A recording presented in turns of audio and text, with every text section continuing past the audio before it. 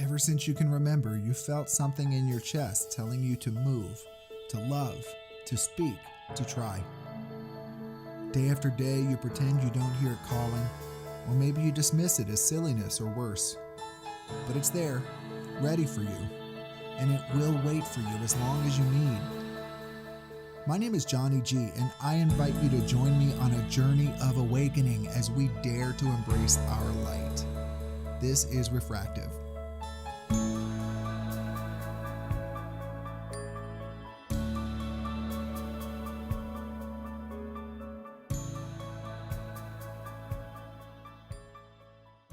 Hello, everyone, and welcome to another episode of Refractive. I'm your host, Johnny G.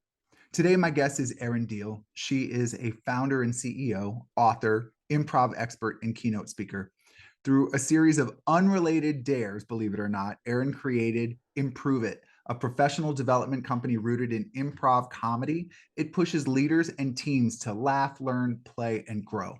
She's the proud host of the Improve It podcast, which is a top 1% global podcast. It helps develop leaders and teams through play, improv, and experiential learning. Her book, an Amazon bestseller and top new release, is titled I See You, A Leader's Guide to Energizing Your Team Through Radical Empathy. She's here today to talk with me about the link between loving myself and living in a loving world. And I'm really happy to have you on here, Erin. Thank you for your time. I am so excited to be here with you. I already feel a lot of alignment with you. So I am very excited for this conversation, wherever it may go. And I'm here to be of service to your audience. I love your vibes, Johnny. You got great vibes. Thank you so much. I don't know if you could tell me, I don't know if you could possibly offer a better pat on the back than that. That really is, that means a lot to me. Good. Well, you deserve it. You deserve it. Take Thanks. it in.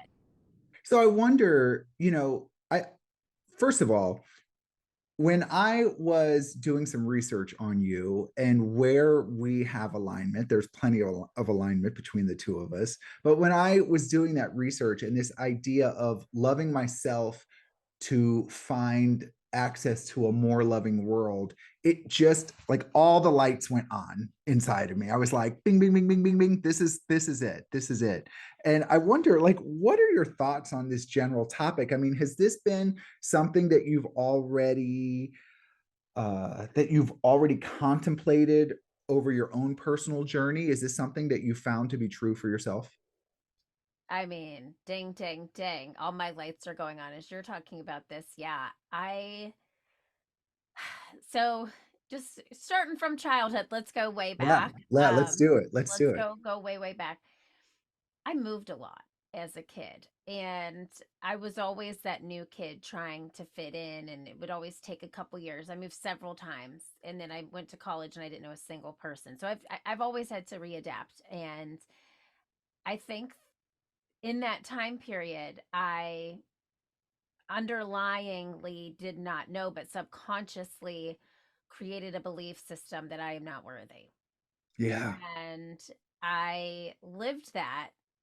I always had confidence in my higher self would come through higher than my ego, but that was still inside of me.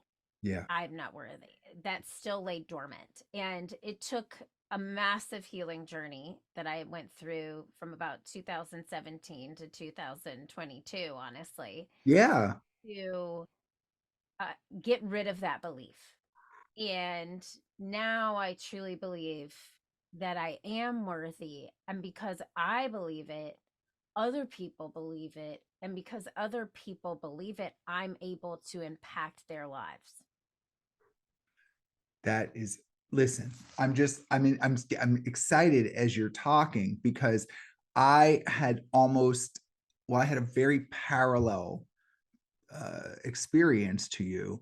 I uh, started to do a lot of inner work as a result of 12 step programs. Mm.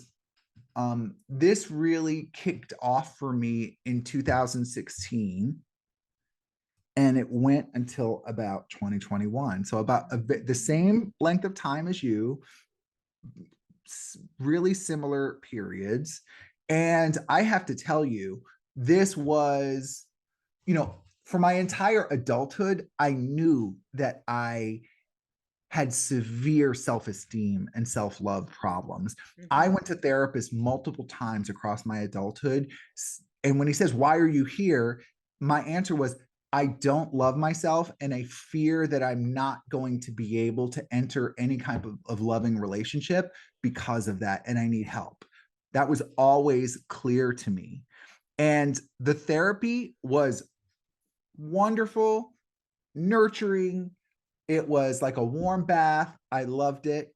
And it didn't, it didn't solve the issues. Yeah. You know, Yeah. not that it might not have could have, maybe if I would have kept going, but it was really doing the inner work on a spiritual level to scrape out all of the like muck, Yeah.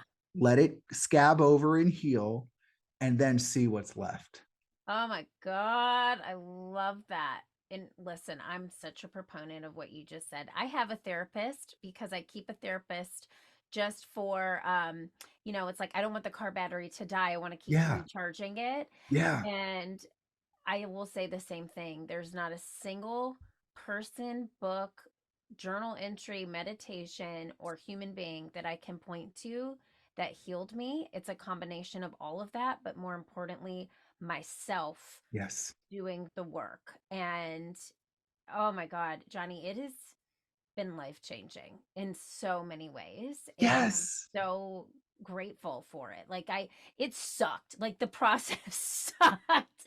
And the healing and the experiencing and all of it was horrible. But I also know that none of that would have led me to today. So I'm grateful. Yes. I don't know if this was the case with you, but for me, it was so severe that I would walk in front of a mirror, like just like getting ready in the morning, just passing Yeah. in front of the mirror, and I would stop and just glance. And the words that I would hear in my head, and I don't mean this figuratively, I mean literally the track that would play for me was lower your eyes. Oh, Who do you think you are looking at? yeah. Like it was such violent self-disgust, Yes. you know. And the problem was that I was a people pleaser. I wanted to be loved. And so I know that being around people who have a heavy spirit is draining. So outside, I'm trying so hard to be pleasant and and joyful, but inside it's like I hate myself. Oh my God. I'm Was that so your with you. experience? Oh my God. Listen, yes, we're so similar. I so I've been a performer my whole life. Since I was 3 years old, I was in dance or on stage in a play, right? I I took that role in my personal life too. I'm going to Yes. entertain you. I'm going to Yes. show up. I'm going to be the person that walks in and is the life of the party. And, Exactly. it was exhausting. It was physically and mentally exhausting. Yeah. So the period of time from basically I started healing in 2017. I went through a massive infertility journey with my husband. We Mhm. really could not get pregnant, which I now know is I had to learn to mother myself before I could Yeah. learn to mother somebody else. But in 2020, that's really when just poop hit the wall, and I called that period of time my three P's.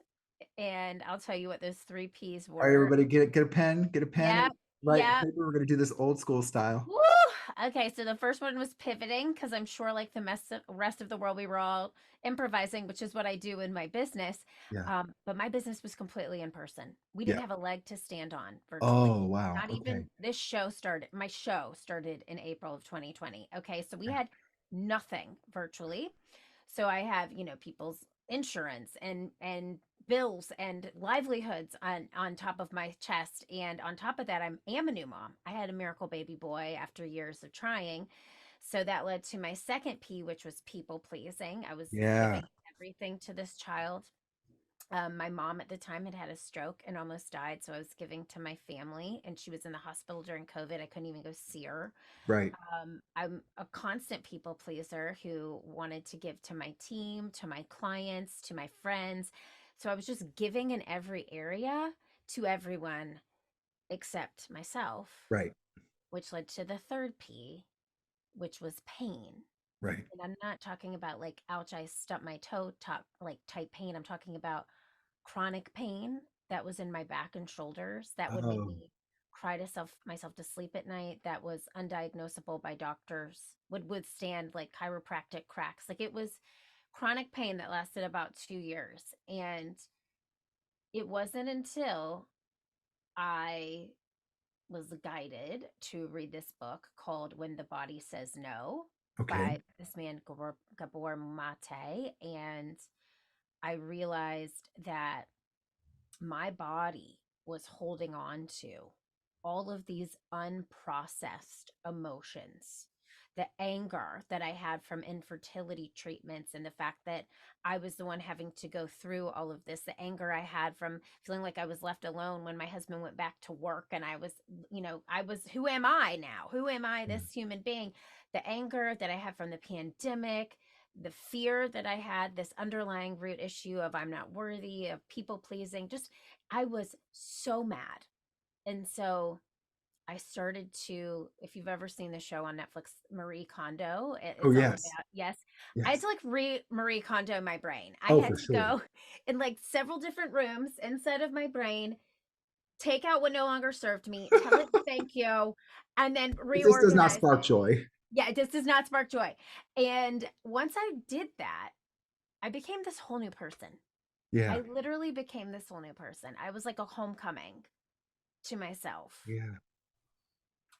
And that kind of leads me to the journey that I'm on now as a new author, and how I was even guided to read the book because I really leaned into my spiritual practice during Mm. this time. Just going to call it, I have very, very amazing spirit guides and angels Yeah. who surround me. Hmm. And I can share that story with you and your audience. And I Yes. would love to if you're Yeah, open I to would love to hear it. it. Okay. Because this is wild. Like, this is just, I haven't told a version of this ever before. So I'm going to share that with you. Okay, so we have an You exclusive. have an I love it. exclusive. I love it. Okay.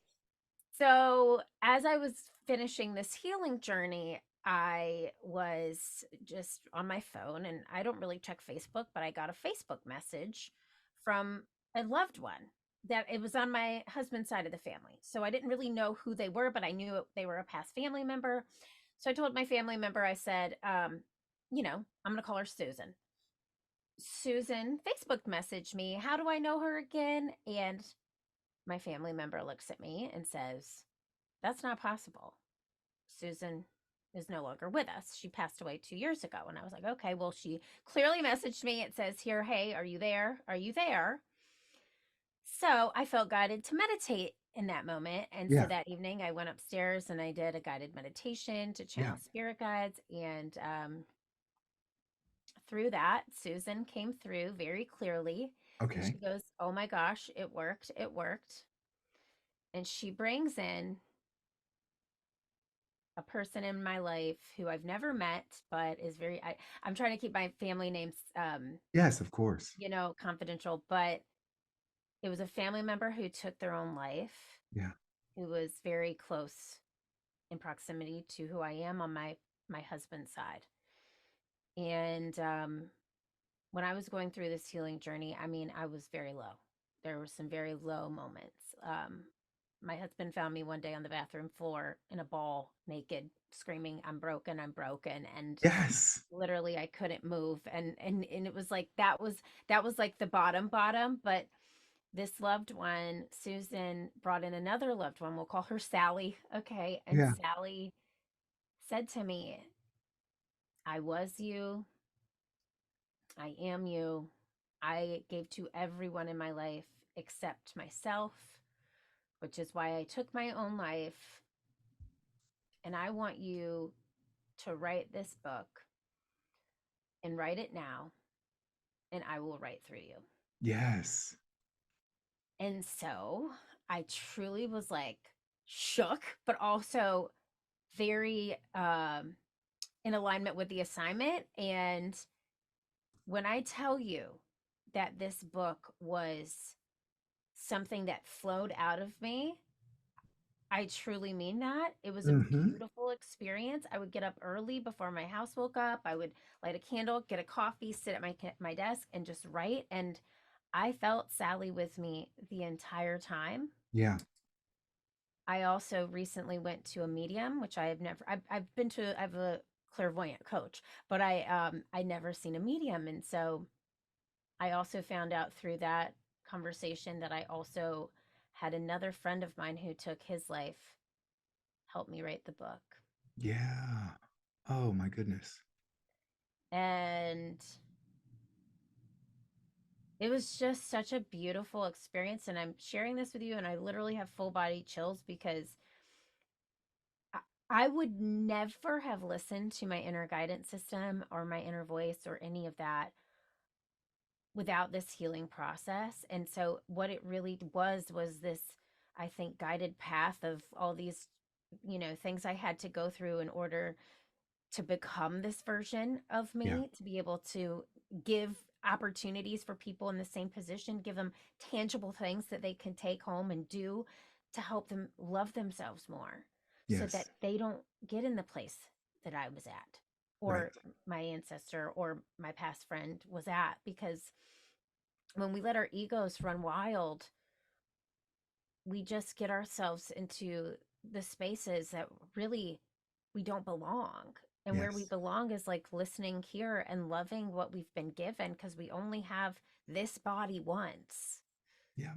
So it was a really beautiful exchange. And s- I was out of alignment after I wrote it. I wrote it in alignment. I got out of alignment again. And then it was like the universe just kept like knocking me literally on the head. Like I had a concussion for real for 4 months. That was like, no, you need to walk the walk, not just talk the talk. Yeah. And I feel the most aligned I've ever felt in my life because of that journey. Wow. That's an amazing story. And listen, there might be listeners who have experienced what you experienced and more. And there might be listeners who are like, what? This is Yeah. crazy talk. And I don't like that's like literally insanity. And here's what I want to say. Here's what I want to say, right? If you're a listener who has not experienced that type of let's say that type of element in your own spiritual journey, here's the key: the universe is a much more loving place than I ever gave it credit for. There is help around me all the time. Sometimes it's in the form of a commercial I hear on television and a message that just makes me think of something. Sometimes it's in a random phone call I receive from someone I didn't expect to get a call from. Sometimes it's a billboard, and sometimes it might be through being visited by the spirit of someone I once knew. Like, it doesn't matter. The end result is what matters. Is that, Erin, you received this encouragement to embrace self love. And whatever the source of that nudge that you got, it doesn't matter, because it seems to me like the end result to you is a very real, impactful experience. Yeah, and it's funny. I actually say I'm now living what I like to call the three P's remix. I I changed it up a little bit. All right, Um, did we take out people pleaser? Like, did that one like? yeah, people Okay, good. We pleasers got that one out. out. Good. Yeah. So now it's I live a life filled with purpose, which Yeah. is knowing what I'm here to do, staying in alignment with that, having conversations like this. I know my priorities, they're very Hmm. much in check, and I now live a life of peace, which is Yes. something. I'm 40, almost 41. I would say, lived my life the first 39 years. And who knows what it was like for me as a baby, but as I can remember, I lived it in a very different state, in a Yes. fight or flight nervous system, in a anxious nervous system, and I have really reclaimed that. And I hope for Yes. the next 40 years of my life, I stay in this spot. Yes. Good.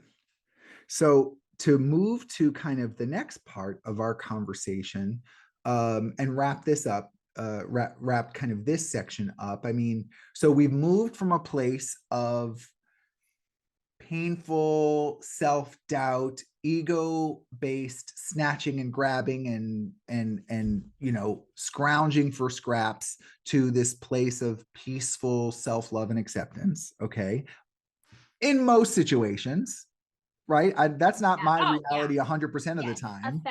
Yes, I'm still human. I'm still gonna feel, angst and I'm anxious fat in and these jeans. yes. Oh, yeah. I've just Exactly. embarrassed myself in front Yes. of him. He's like so annoyed by me, blah, blah, blah. Yes. Yes. Yes. I'm still human, Yeah. totally, but Yeah. way different than I was as a human before. Yes. So moving on to the second part, then, how do you see that journey as having made the world a more loving place for you? Mm. I think love attracts love. And so I loved before here's the word love again. I loved before you and I hit record today. You said, let me be of service. And you just literally inhaled and exhaled. And really, I felt that intention. I'm a keynote speaker, right? I speak in front of people all the time. I'll never forget when I spoke 2 years ago in front of an audience. I was like, I'm here to show them who's here, and I'm going to get my warm up, pump up jams on backstage, and they're not going to believe who's going to come out and greet them. Oh my God, that keynote speaker flopped on her face and failed.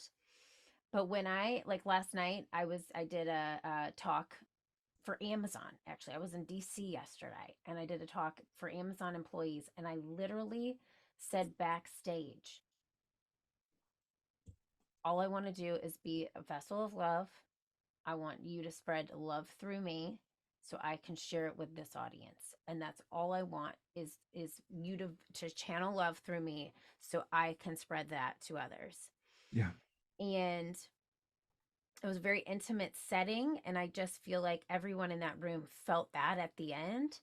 And I always say at the end of every talk I do, if today brought you joy, if it made you smile, if it made you feel a certain type of way, my only ask is that you spread that to somebody else today, Yes.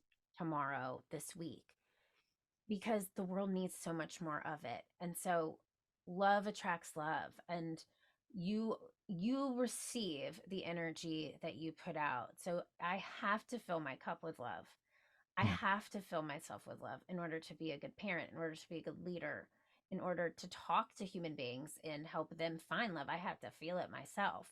Mhm. And it is, I find that when you lead your life from that place, you receive so much more than when you're resisting and when you're pushing and pulling and things feel very arduous. So it almost is this beautiful flow state that I've been Yeah. able to get myself in, and that helps other people do the same, and it attracts that vibration to to me. And so for me, I'm like living a life filled with love because I'm filling my Yes. cup first, right? That's the thing. Yes. Yeah.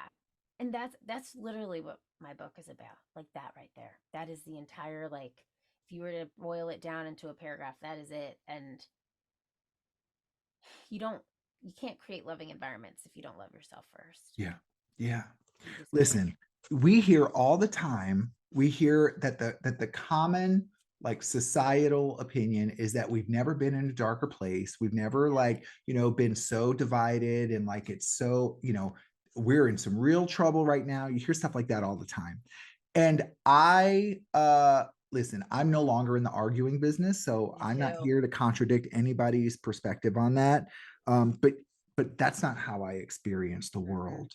Mm-mm. And I mean, listen, let's go back to like medieval Europe, and like let's talk about which era I'd rather live in. Like, just, technology aside, like I'm not trying to, anyway, whatever. That I'm not, listen. What I'm saying though is that, um I walk down the street. I live in the middle of a densely populated urban area with statistics of high crime. I live in the middle of Washington, D.C. Oh my God, I was just there. Yeah. Okay. I know. I heard you say that, Could and I have was like, done how this dare you? yesterday. How Okay. dare you? Oh my So, gosh. and no one has ever looked at me in a menacing way. No one has, I've not been like, I just have to say that I don't ever feel threatened. Yeah. I don't feel endangered. Yeah. Sometimes I get a little intuitive nudge that says, go this way. Yeah. And I go that way. Yeah. But like the fact is, like, I don't live in a world, well, I don't watch the news. Yes. Okay. Yes. I Yes. stopped that. Me I too. don't engage in politics other than basic research and voting. Yep. Yep. And the fact is, like, I don't live in a world where people fight.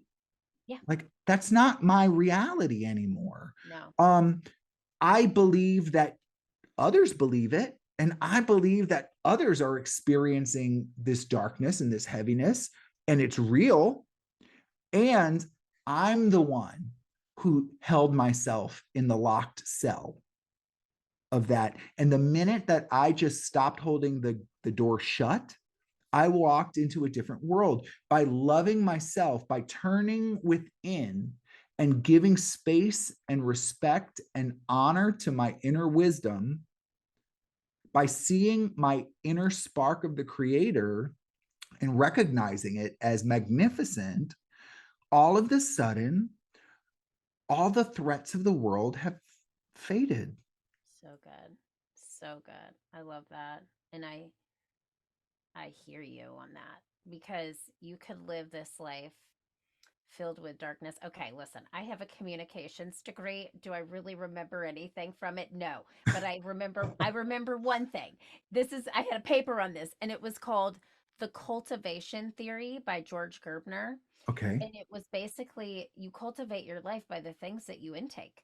Yeah. So it's like you watch the news and you're filled with doom and gloom and Look, we're you bringing academia to refractive listeners. Okay. So yes, okay, I know. I love it. Yeah, I love it. but truly, like that stuck with me. I mean, 21 years out of college, and I remember that. And anytime, like for example, 2020, when we were all stuck in our homes and we were Yeah. glued to our phones and our screens because we didn't know what else to do, Yes. my psyche could never have felt lower. Like my inner peace was out the window shot.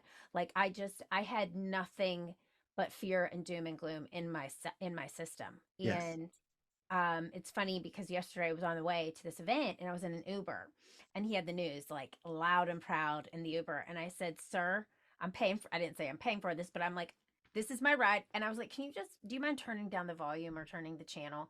Because I just cannot fill my vibe with that because No. all it does is just permeate fear, cause Yes. controversy, it's divisive, and I don't want to live in that space No. anymore because I No. lived in it enough, and I am of the same mindset of you. It's a different world. I lived in Chicago for 15 years. I now live in Charleston, South Carolina. And it was funny, a guy um, came over to help us fix something in our house the other day. And I was like, "Yeah, I'm about to get on a plane to go to Chicago." He goes, "Oh, be safe." And I was like, that's because he's never been and he watches the news. And Yes. I lived there for 15 years. Yes. And I was, I mean, yes, things happen. It's a large city like DC, but like it is a safe space. I was surrounded by people who loved me and supported me, and I loved living there for 15 Yes. years. It's because we just fear we are intaking what other humans believe, and we're getting Yes. a little opinionated opinions behind the facts that they're giving us. And Yes. it causes such fear and toxicity, and I'm so over it. So I'm Yes. with you. No. Are you listen, I talk about her on my podcast all the time. Are you familiar with Byron Katie? No, wait, Okay. no. So I know Byron Katie Byron, but I don't know Byron Katie. so Byron Katie, she is she's a, I'll just say she's a spiritual writer. I mean, that's not really what she is, but she has books on that you would categorize as spirituality. And her whole, I guess her whole, the whole essence of her philosophy is learning to love falling in love with reality. Mm. And as one of the ways that she gets there, she asks this question of who would you be without your story? Oh my God, I just Googled as you were talking and I'm like, I want to know. She's Byron amazing, Katie. Erin. Oh So my she God. cracked me open in my spiritual journey, and like she was like Miracle Grow for my spiritual Through development her books, or what did through you her do? books. Yeah, I also Okay. went to a retreat of hers years later. Like actually, just last year, I went to a retreat of hers. But her books, like I first learned about her through the Oprah Super Soul Conversations, Oh, and where Oprah interviews different spiritual thinkers. And when I heard her, I was like, oh, I get, yeah, like I resonate with this. I've never heard this before, but like I'm here for it. And like so I went and read her books and whatnot. And I'm like, oh yeah, no, no, no. This is what, this is what, this is what I want. Like this is what okay. feels right for me. I needed a new like page turner that's happening. You also said Oprah, and behind my in my little podcast studio, which is a closet that I converted into a studio. Yes, Um, I have a vision board directly behind me, and Oprah's like all over it. So you just said like all of the things just went ding, yes. ding, ding, and I am 1,000% going to buy her books immediately after Listen this. to the Oprah Super Soul Conversation podcast Okay, episode. okay, You'll know in 30 minutes whether like it's the right fit for you. love. That's my Okay, advice. thank you. But so Byron Katie, one of the exercises she had us do at her retreat, we were in LA, and we went to Santa Monica, and we were dropped off on the beach, and we were given some really specific instructions: no money, no watches, nothing of value, no food, no beverage.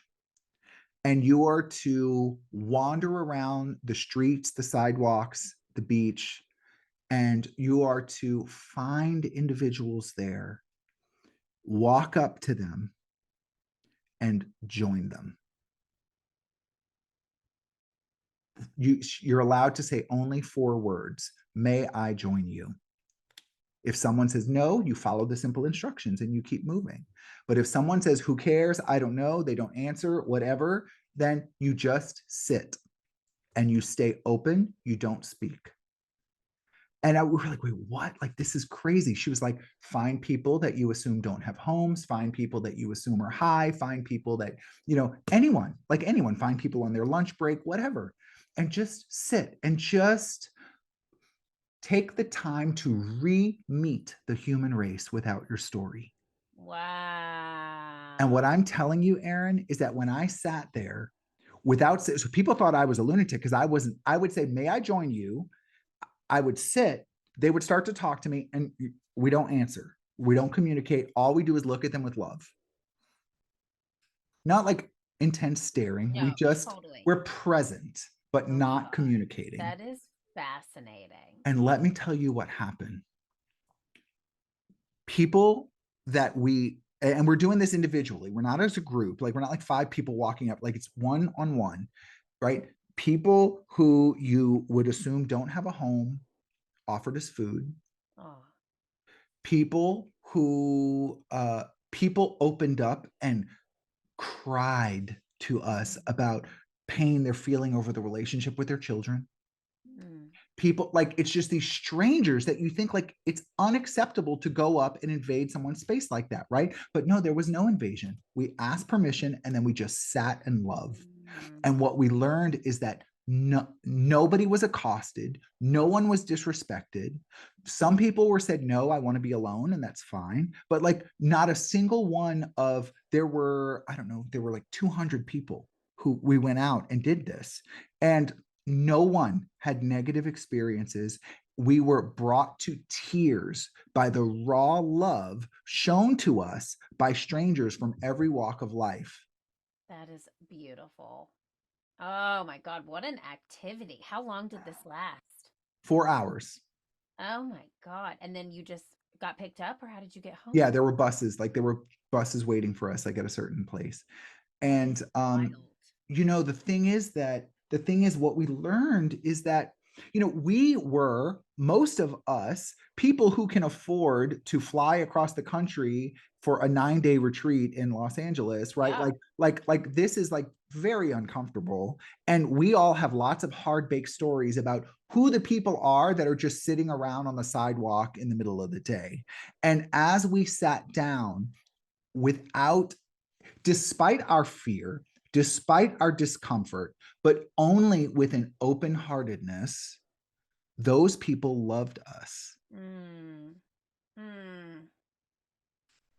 I If mean, I, yeah, you're not bringing anything, no baggage, just no, no, acceptance.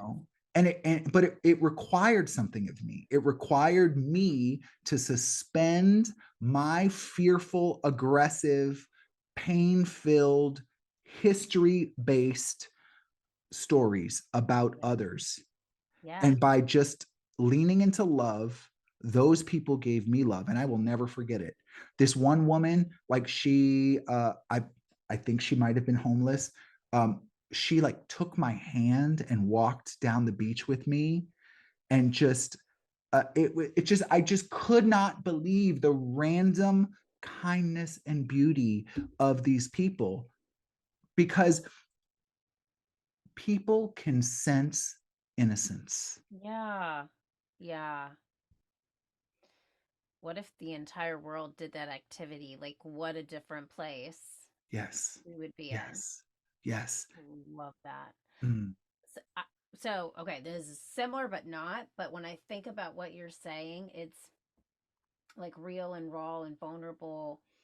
And so I use improv comedy to teach, right? Everything I do is rooted in that. And I really believe that if the entire world could take an improv class, the world would be a better place because there's so many characteristics that make up a great improviser, that make up a great human. You have to listen with compassion. You have to think quickly on your feet, but it's because you're listening to the thing that the person before you just said. You have to have equal give and take.